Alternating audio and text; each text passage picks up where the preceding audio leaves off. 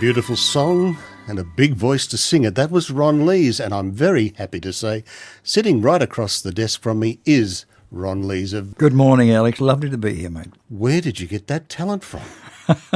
Was your family in like music at all? My father and mother used to sing. They weren't professional singers, but they used to sing. Dad loved to sing, of course, the very old-fashioned songs, Take Me to the Garden, Maud and all that sort of thing. And Mum used to love to sing the things like Danny Boy and, they loved all the Irish things for some reason. Yes. Even though none of them were Irish. But people seem to like Irish songs for some reason, don't they? Yes, I'm with you on that one.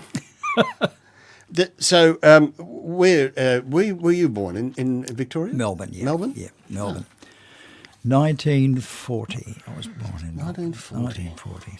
Yeah, so if you do your figures, you'll... Yeah. So, just tell me how it all started. Were you discovered? Did you go to a talent quest? Well, I'll tell you what happened, Alex, if I may. It's a very, very simple story. I used to drive a truck. Right. For a firm called Speed It Through Stevens. I was in those days, you get a truck driving job, you could walk out of one truck driving job and get another one 2 seconds later. I mean, literally, you could do that in the afternoon,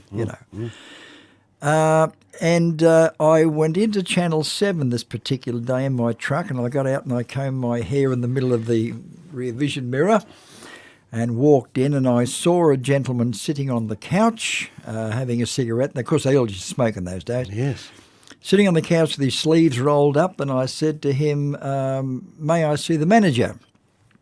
And he said, what for?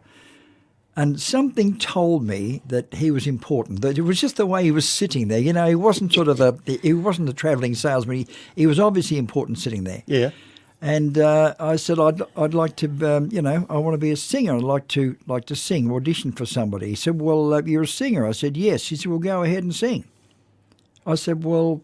A cappella? Yeah. And I suddenly thought, well, hang on, this guy, he's not just sitting there. There's something, I couldn't get that out of my head. So I said, well, what do you want me to sing? He said, sing Girls Made a Love and Kiss. I remember this as if it was yesterday.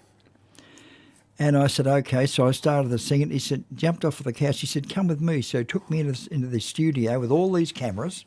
He said, have a look, put him on the camera, John, and he's good looking and blah, blah, blah, all that sort of thing. Mm-hmm.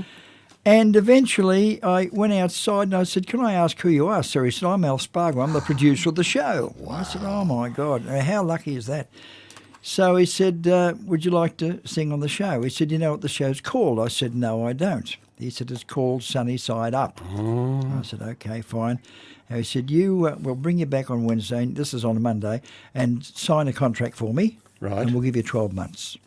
That was good. So, so the first thing I started to do on the first show was Charmaine. Mm-hmm.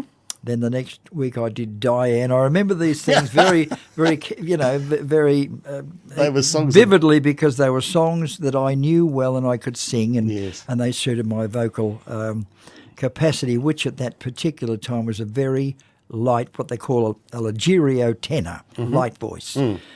And anyway, I went home to my father and he said, you're very good on the show. He said, now look, I'll tell you what you've got to do. You've got to go and have some singing lessons. Right. Now, I'm only, nearly 19.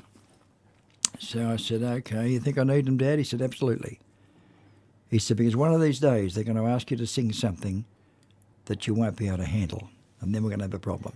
Or I won't, you will. You will. So I said, okay. So I went to a singing teacher, a gentleman called William Boyce. Now, I didn't realise that William Boyce was world famous. He was the second tenor to Benjamin O'Gilly. Ah, Okay, he lived in Caroline Street, South Yarra. right. He was a very old man when I went there. He's 78. And I went in there and he said to me, you were sent along by Mr. Spargo. I said, yes, Mr. Boyce.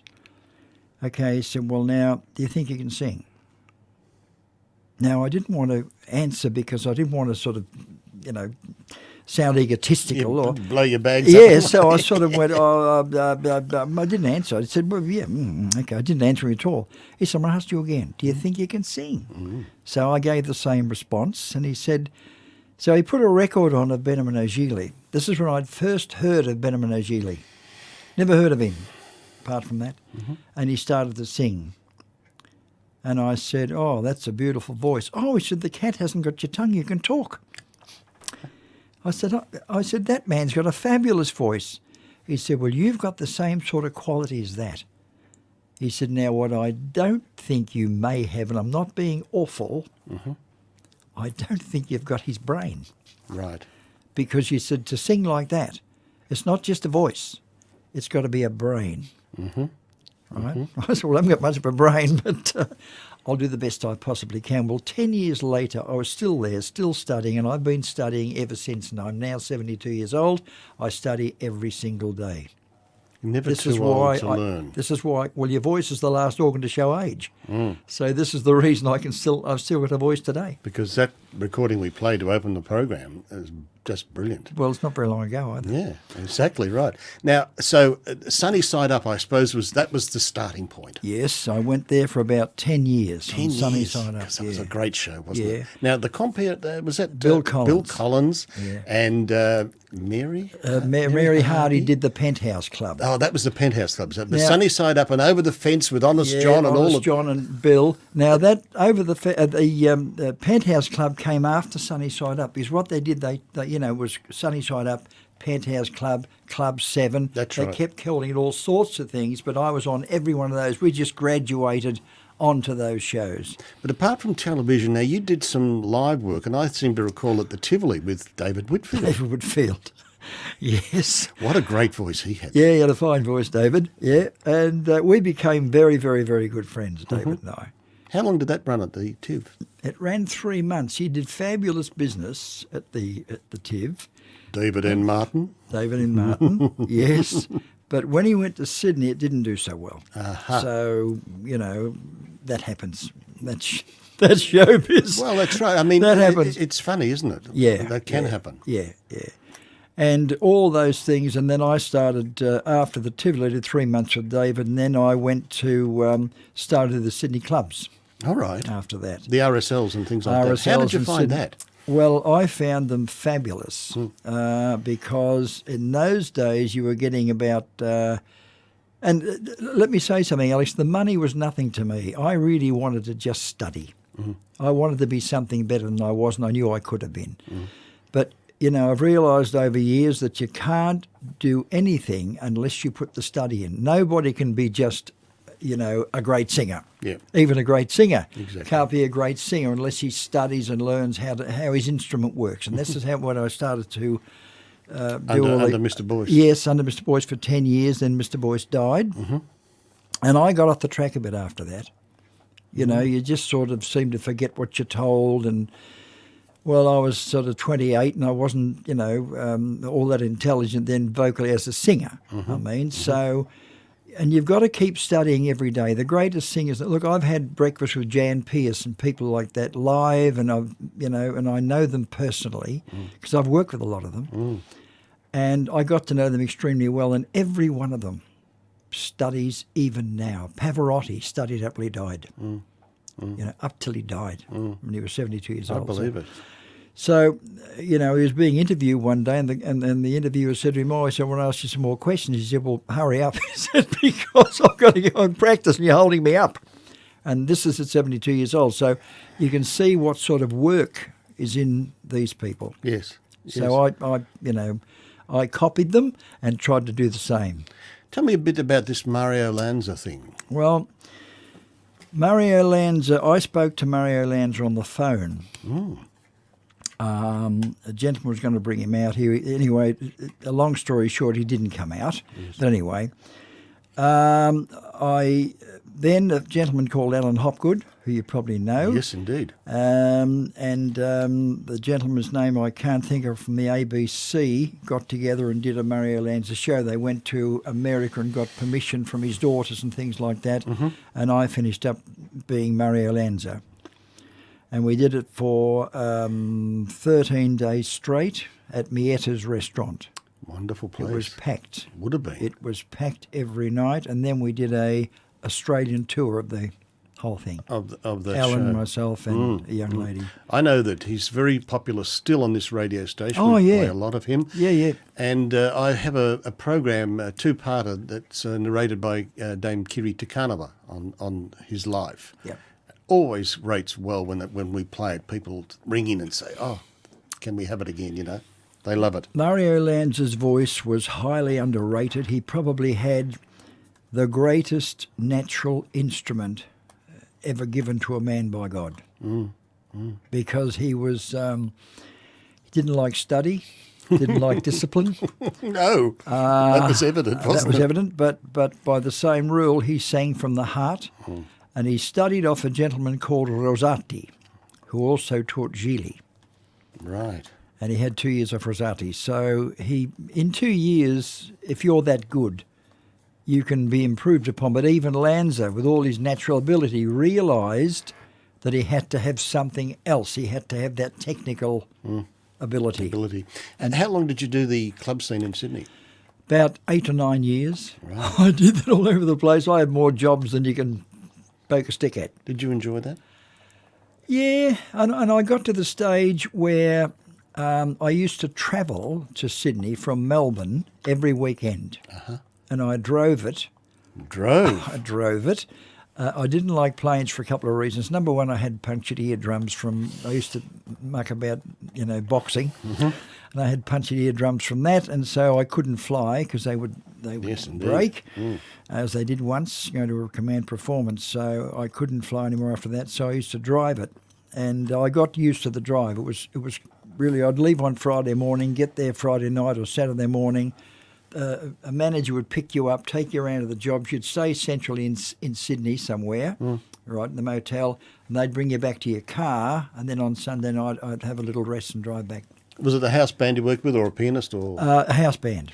And in those days, they had house bands, and they were good ones, all good readers. They had to be. Yeah, you would tote your music with you. Oh, yeah, you take your music in dinner suit, walk in and you say, have a talk through, boys. And, the 4 or 5 boys who get up and they talk through. Exactly. And they knew what they were doing, and you've got to have your charts all prepared. Yep. You can't just walk in and say, play this because they'll look at you silly. Exactly. And they wouldn't do it, Exactly.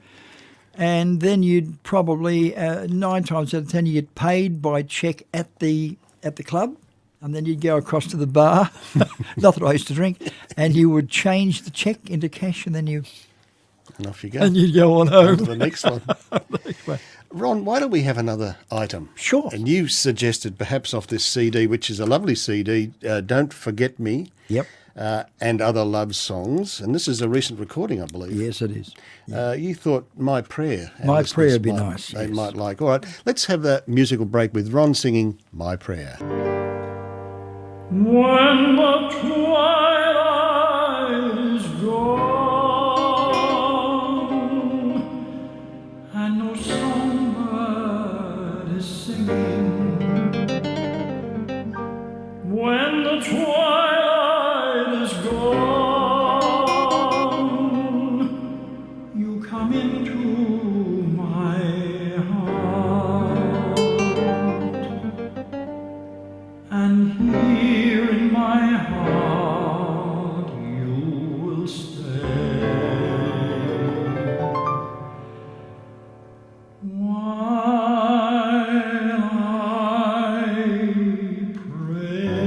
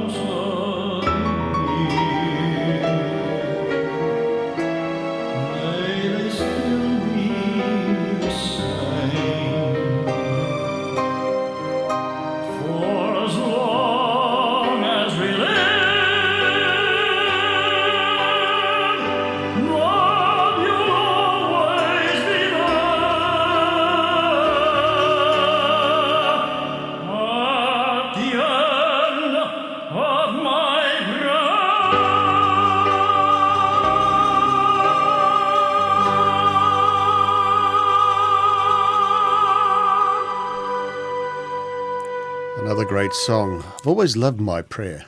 Wonderful. Beautiful song. It is a beautiful piece. And well done. Because you did a lot of operas and things like that, didn't you? Did Yes, you have I anything have, that, Alex. in particular, that you loved singing?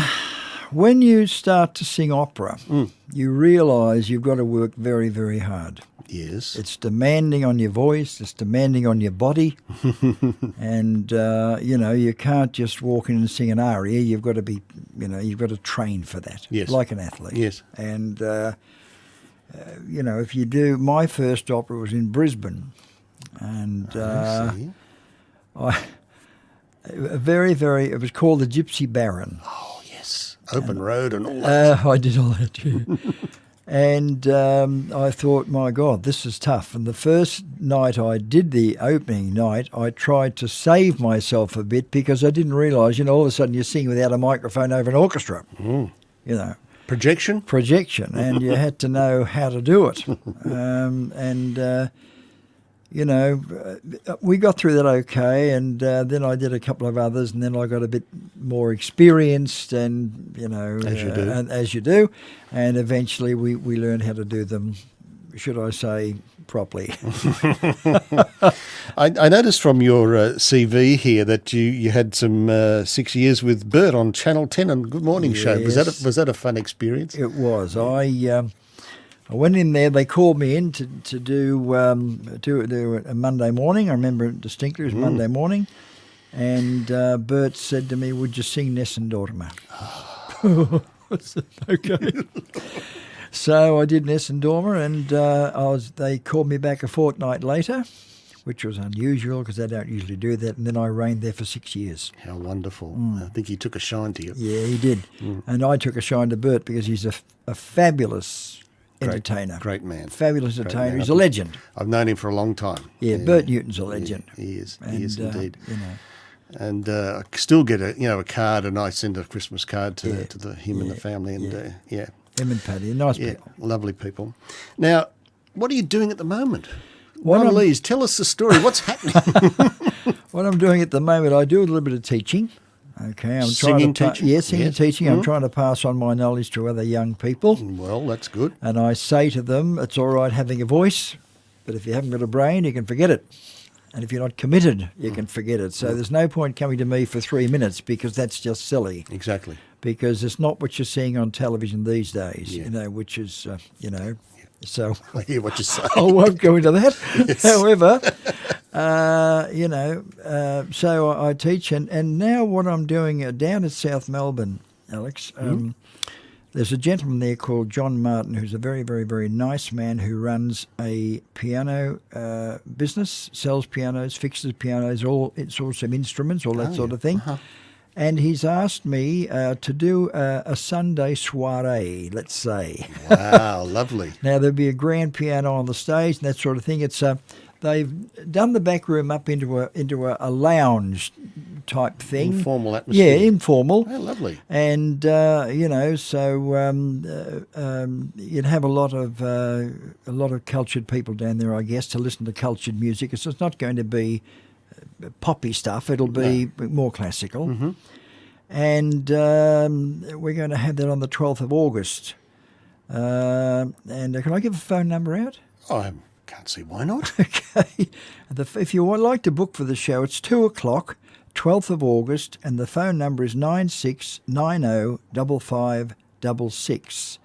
Now, it's sandwiches and coffee and a nice little soiree, and it's $25 per person. Well, I think that's wonderful. Yeah. And it's going to keep you off the streets. That's right. So we're going to start that now, and if he's asked me to do some more, so we will.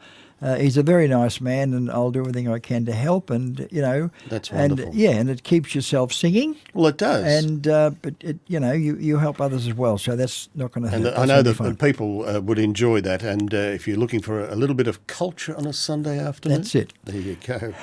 Ron, I want to thank you so much for coming in today. It's been an absolute delight meeting you after all these years. And I showed Ron when he came into the studio my EP that I bought in 1963. And there he is, all of about 18 and a half, 19 years Oh, my old. God.